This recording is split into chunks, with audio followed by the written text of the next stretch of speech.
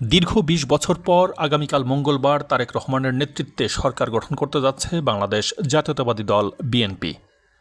পরিবর্তিত প্রেক্ষাপটে সময়ের প্রয়োজন বিবেচনায় রেখে নতুন মন্ত্রিসভা মোটামুটি চূড়ান্তও করা হয়েছে। দলের চেয়ারম্যান তারেক রহমানের নেতৃত্বে নতুন এবং পুরনোদের সমন্বয়ে এই মন্ত্রিসভার আকার শুরুতে ছোট হচ্ছে। বিএনপির নীতি নির্ধারণী পর্যায়ের সূত্রে জানা গেছে, ত্রয়োদশ জাতীয় সংসদ নির্বাচনে বিএনপির ভূমিধস বিজয়ে নেতৃত্ব দেওয়া দলের চেয়ারম্যান তারেক রহমানই দেশের নতুন প্রধানমন্ত্রী হচ্ছেন, এটা সুনিশ্চিত। এর মধ্য দিয়ে সাবেক প্রধানমন্ত্রী খালেদা জিয়ার পর তার বড় ছেলেও প্রধানমন্ত্রী পদে বসতে যাচ্ছেন।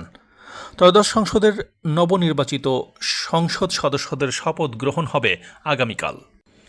নির্বাচনের ফলাফল ঘোষণার পর থেকেই নতুন মন্ত্রিসভায় কারা থাকছেন তা নিয়ে চলছে নানান ধরনের জল্পনা কল্পনা। তারেক রহমানের মন্ত্রিসভার আদ্যপান্ত নিয়ে সুনির্দিষ্ট কিছু জানা না গেলেও মন্ত্রিসভার আকার এবং সম্ভাব্য মন্ত্রীদের বিষয়ে বেশ কিছু ইঙ্গিত মিলেছে। সংবিধান অনুযায়ী রাষ্ট্রপতি সংসদের সংখ্যাগরিষ্ঠ দলের নেতাকে সরকার গঠনের আমন্ত্রণ জানাবেন। তিনি প্রথমে প্রধানমন্ত্রী ও পরে মন্ত্রিসভার সংসদ সদস্যদের শপথ বাক্য পাঠ করাবেন। নতুন মন্ত্রিসভা কত সদস্যের হবে তা নির্ধারণ করবে নির্বাচনী বিজয়ী দল। সব ঠিক থাকলে আগামীকাল সকালে জাতীয় সংসদ ভবনের দক্ষিণ প্লাজায় নবনির্বাচিত সংসদ সদস্যদের শপথ হবে বলে গতকাল রোববার অন্তর্বর্তী সরকারের আইন উপদেষ্টা অধ্যাপক আসিফ নজরুল নিশ্চিত করেছেন গণমাধ্যমকে। সচিবালয়ে সাংবাদিকদের তিনি বলেন, বিএনপি থেকে আমাদের জানানো হয়েছে সংসদ সদস্যদের শপথের পরপরই তাদের সংসদীয় দলের প্রধান নির্বাচিত করবেন। এদিন বিকেল ৪টায় একই স্থানে মন্ত্রিসভার শপথ অনুষ্ঠিত হবে।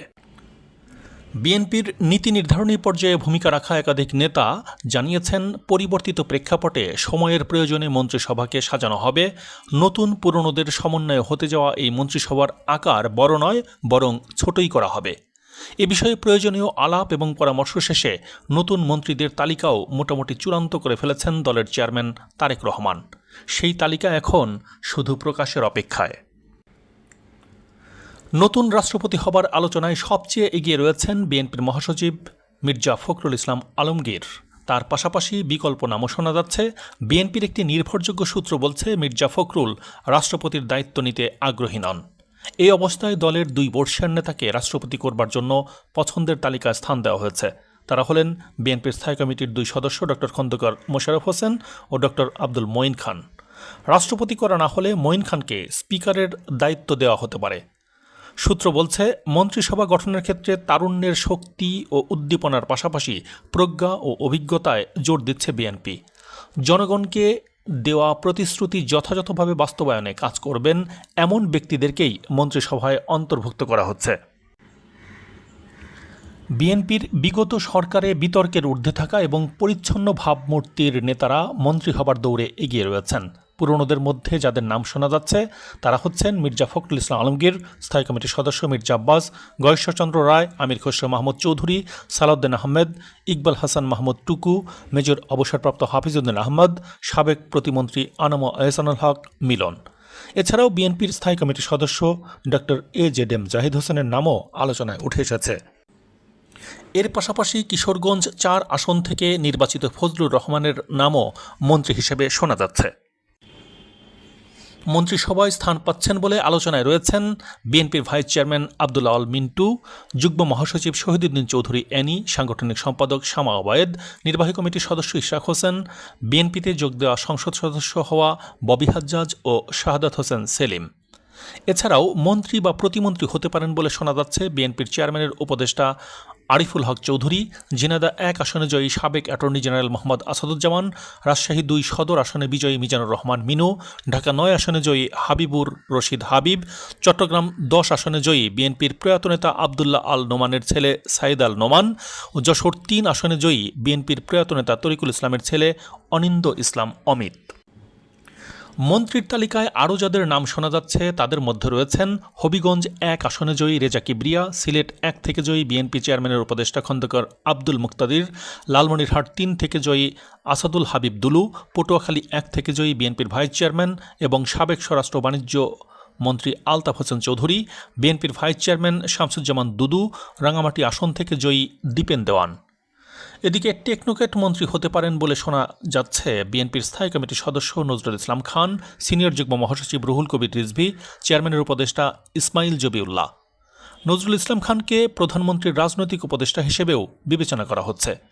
এদিকে নির্বাচনে পরাজিত ঢাকা মহানগর উত্তর বিএনপির আহ্বায়ক আমনুল হক ও ঢাকা মহানগর দক্ষিণ বিএনপির সদস্য সচিব তানভীর আহমেদ রবিনের নামও আলোচনায় উঠে এসেছে। আলোচনায় আরও রয়েছেন বিএনপির মিডিয়া সেলের আহ্বায়ক মওদুদ হোসেন আলমগীর পাভেল ও বিএনপির যুগ্ম মহাসচিব হুমায়ুন কবিরও। বিএনপি জোটের শরিক দলগুলো থেকে নির্বাচিতদের মধ্যে বিজেপির চেয়ারম্যান আন্দালিব রহমান পার্থ, গণসংহতি আন্দোলনের প্রধান সমন্বয়ক জোনায়েদ সাকি ও গণ অধিকার পরিষদের সভাপতি নুরুল হক নূরের নামও মন্ত্রী হবার আলোচনায় এগিয়ে রয়েছে। বিএনপির নির্ভরযোগ্য সূত্র বলছে, এই তিন নেতার মধ্যে এক বা দুজনকে মন্ত্রী বা প্রতিমন্ত্রী করবার চিন্তা করছেন তারেক রহমান। এই দৌড়ে এগিয়ে আছেন বিজেপির চেয়ারম্যান পার্থ। এর বাইরে বিএনপির চেয়ারম্যানের দুই উপদেষ্টা মাহদে আমিন ও জিয়াউদ্দিন হায়দারের নামও বিশেষ বিবেচনায় রয়েছে বলে সূত্রটি জানিয়েছে। তবে তাদের মন্ত্রিসভায় নয়, বরং বিশেষ কোনো সম্মানীয় পদে জায়গা হতে পারে বলে তারা নিশ্চিত করেছেন। মন্ত্রিসভা গঠনের বিষয়ে বিএনপির স্থায়ী কমিটির সদস্য এবং কক্সবাজার 1 আসন থেকে নির্বাচিত সংসদ সদস্য সালাউদ্দিন আহমদ বলেন, বিএনপি কেমন মন্ত্রিসভা গঠন করতে যাচ্ছে তা দেখতে দেশবাসীকে আরও কিছুটা সময় অপেক্ষা করতে হবে। শপথ গ্রহণ অনুষ্ঠানকে কেন্দ্র করে 13টি দেশকে আমন্ত্রণ জানানো হয়েছে, তবে আসছেন না প্রধানমন্ত্রী নরেন্দ্র মোদী।